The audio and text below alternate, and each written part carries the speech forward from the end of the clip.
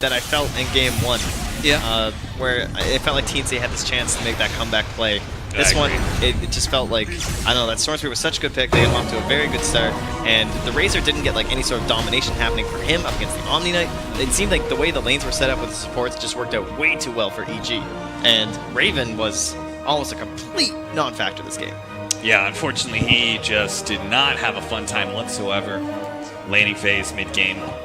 And, I mean, he's playing kind of that sacrificial carry. I'm not sure if itemizing or anything would have changed anything for him. It personally just seems to me that the Storm Spirit last pick was the superior drafting for Evil Geniuses, and ultimately TNC were not going to be able to do too much to offset that. Yeah, the problem is you pick Razor because you see Omni Knight and you need these lane matchups, and then if that doesn't go well, then the hero maybe doesn't fit into the rest of your draft all too well. He wants to play a certain way, and it was hard to make that work with the way EG did their lanes as well, right? With the Rubik protecting the Omni Knight against that one-on-one, really helping things out. Evil Geniuses, though, looking at them, they are going to be moving on here at ESL One Genting. How are you feeling about their chances moving forward to the rest of this tournament? Do you think they can actually reclaim the top 3 that EG once held? I don't know.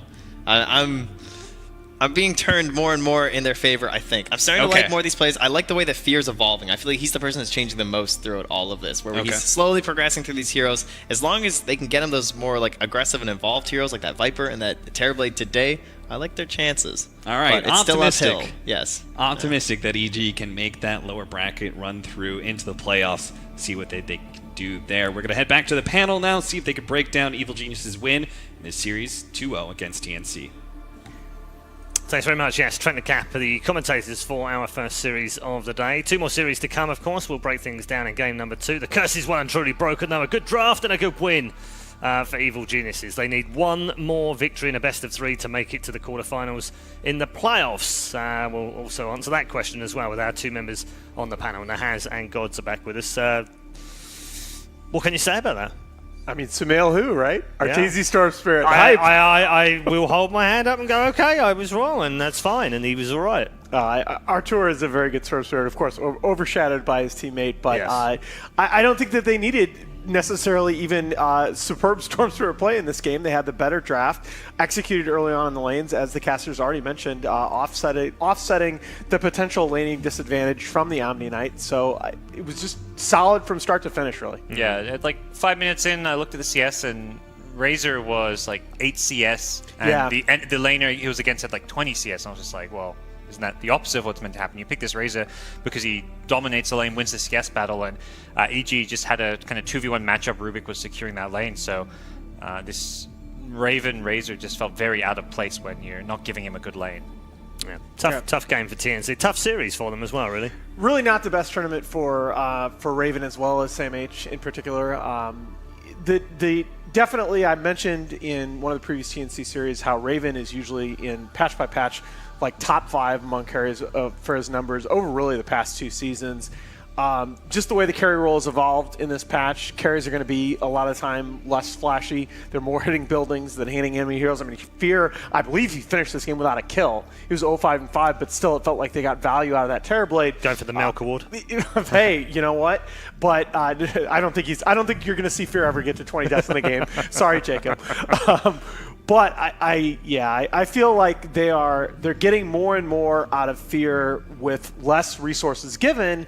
And again, you go back to Hamburg, that was something that we were talking about with EG, that 3 very greedy cores, Fear capable of playing much more efficient Dota, doing more with less. Yeah, Fear's just like, you guys kind of picked me with Zeus Tinker, well guess what, I'm going to support this game basically. He did 6 or 7k damage, and then the Storm did 37,000 damage, so I think you kind of counterpick the wrong hero when you look at that. Obviously, you can't counterpick a 10th pick Storm. It was just the perfect last pick to round out EG's draft. And that's where the second I saw the Zeus pick, it was like, well, why? You have this Tinker. You've dealt with the TB.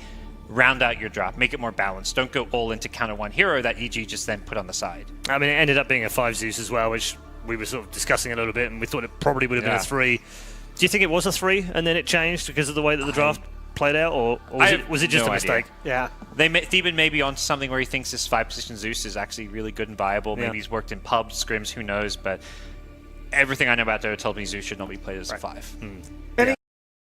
and look, Theben has done this before, right? He brought back the 5-position Lina when nobody really believed in it for a while. He brought back the 5-position Jakiro last season when nobody was picking that hero. He's had success doing this before, but it didn't fit. Those in are heroes that have draft. always traditionally been 5s. Yeah, is the thing. Whereas you look at Zeus, it's like fair enough. Never in the history of Dota Okay, I has was he been trying, a 5. guys. I was trying. He likes to do some weird kind of hipster stuff with his. And by the way, look he's me in the eyes, 5 positions. Yeah, He's a theory crafter, right? He's a theory crafter, and we know that he loves to play around with the theory of the game. So I guess you kind of have to just, he's got so much experience, you have to go with it when he comes up with something like that. Didn't work out this time. Let's turn our attention to EG. Yep. They'll obviously have to play one more match. It's going to be between Na'Vi and Mineski. As to who they play, they're still playing out, by the way. It's 1-1 right now between those two teams. So they'll play the winner of that game. We'll see that at the end of the day, potentially as well.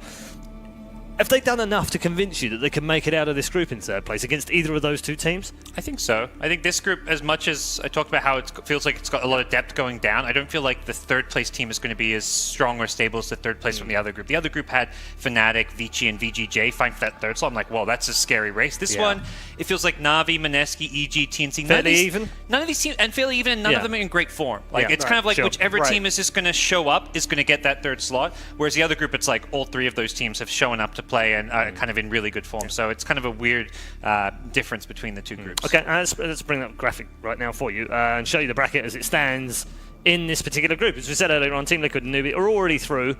We just need to find out which part of the playoff bracket they will fall into, because this is a very unique format that we have here at ESL One for the first time with 16 teams. Liquid or Newbee, the winner of that will go straight to the semi-finals. The loser will go to the quarterfinals. Both are guaranteed a playoff place. The interest, though, as we've said before, is in the lower bracket, where Evil Genius, as you can see, have advanced through past TNC and will play the winner of Na'Vi versus Mineski. Now, that final game